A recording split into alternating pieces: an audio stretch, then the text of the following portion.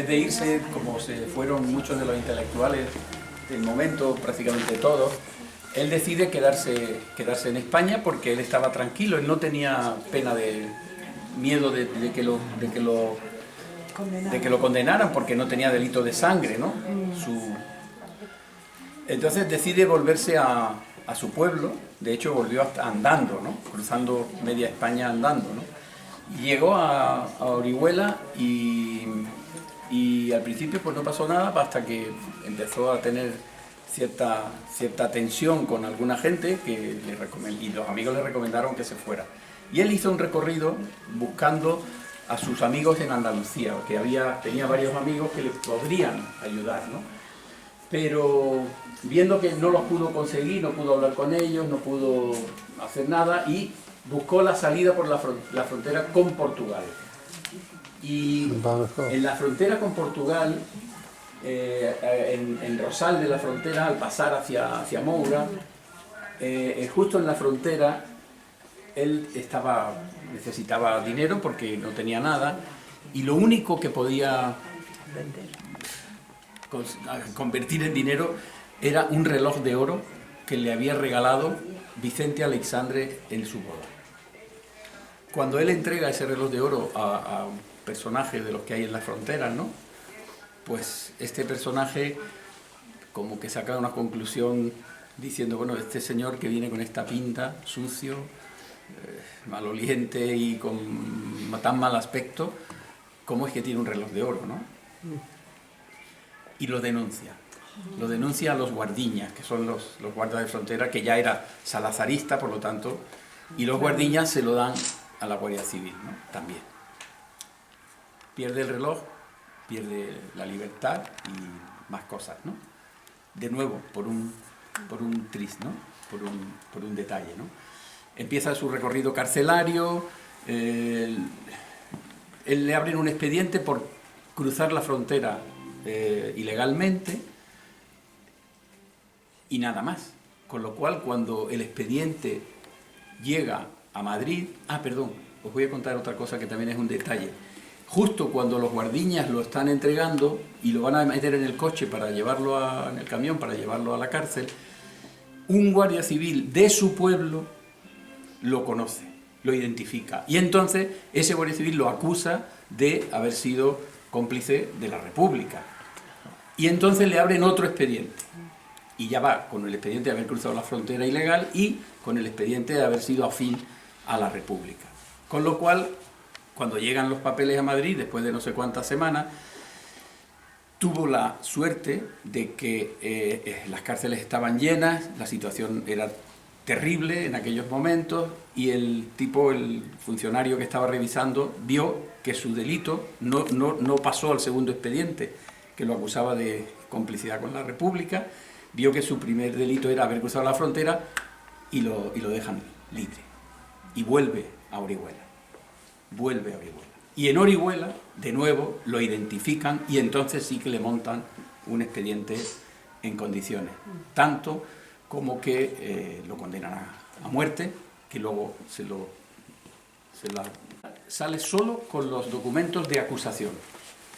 Pero se habían hecho documentos que beneficiaban a Miguel, de gente del pueblo que hablaba bien de Miguel, ¿no? Que decía, bueno, Miguel es un tipo estupendo, sí, él es rojo, él es poeta, él escribe, pero es un tipo fenomenal, ha colaborado, estuvo en tal, estuvo en cual.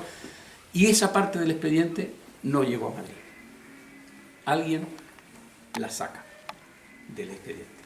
Bueno. Aquel debate entonces se prestaba del elefante. Que el papel de entonces se prestaba porque era el del elefante, que eso era papel de hija. Claro. El de ahora es imposible. Claro. Este sí es de Miguel. Y el rey, pues ese también puede ser, pero no sé si coincide con la relación que son la artistas. Los bienes, ¿no? La relación de bienes que...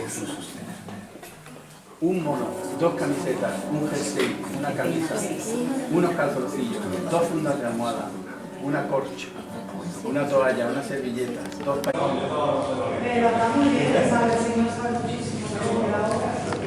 Es un grandísimo, una sucesión estilos, de momentos, de características artísticas que te lo conectan con lo que ha sido la pintura de la mitad del siglo XX, ¿no? Se ve el surrealismo, se ve motivos relacionados con Cézanne, con Picasso, es decir, que fue un hombre que viajó a París, se formó en Madrid, viajó mucho a París y estaba en contacto tanto desde el punto de vista de sus libros, de sus lecturas, como personalmente en sus viajes con los momentos de la efervescencia pictórica de esos momentos de la historia del arte europeo. Pero era de Quesada y vivía en Quesada y quería vivir en Quesada. Es un hombre que ha tenido un tratamiento por la historiografía. Nosotros pensamos que todavía es bastante regular y estamos intentando desde el museo y Luis pues como colocarlo con una mirada que lo centre como un gran artista español del siglo XX. No tenemos demasiado tiempo para poder explicaros algunos detalles, pero quizá que lo vayáis a ver, ¿no? Y también se le ha querido arrinconar precisamente por vivir aquí en Quesada como un pintor que pintaba, pues eso, la gente de su entorno sin mucha más intención que pintar lo que tenía alrededor y a la gente que tenía alrededor, ¿no? Pero yo creo que gracias a la investigación, a los trabajos de Luis Garzón, yo creo que hay que mirar a Zavaleta, creemos que hay que mirar a Zavaleta con otra mirada, con otro planteamiento, y es que su experiencia vital le lleva a ser muy prudente, tiene problemas con Franco, tiene problemas con el franquismo, él es un tipo comprometido pero no lo puede decir, demostrar, pero sí hay rastros de que es un hombre que está en la modernidad, que está en el compromiso y que su pintura expresa algunas de esas claves, es decir, que no es una pintura ingenuista. Y luego desde el punto de vista técnico, aquí Rosa puede decir más cosas que yo, muchas más, ¿no? Acercaros, por favor. Su estilo ese personalísimo a partir de los años 48, 49, que es cuando ya se empieza a centrar en una temática y en un estilo propio, que en ese periodo que hemos visto de influencia de las vanguardias es un periodo formativo, de búsqueda, pero en esos años que comento es cuando ya descubre que dice, bueno, tengo un paraíso aquí, tengo Quesada, tengo este entorno maravilloso, porque me voy a ir a París, que era la única ciudad del mundo que le interesaba para ubicarse, pero no, tenía Quesada.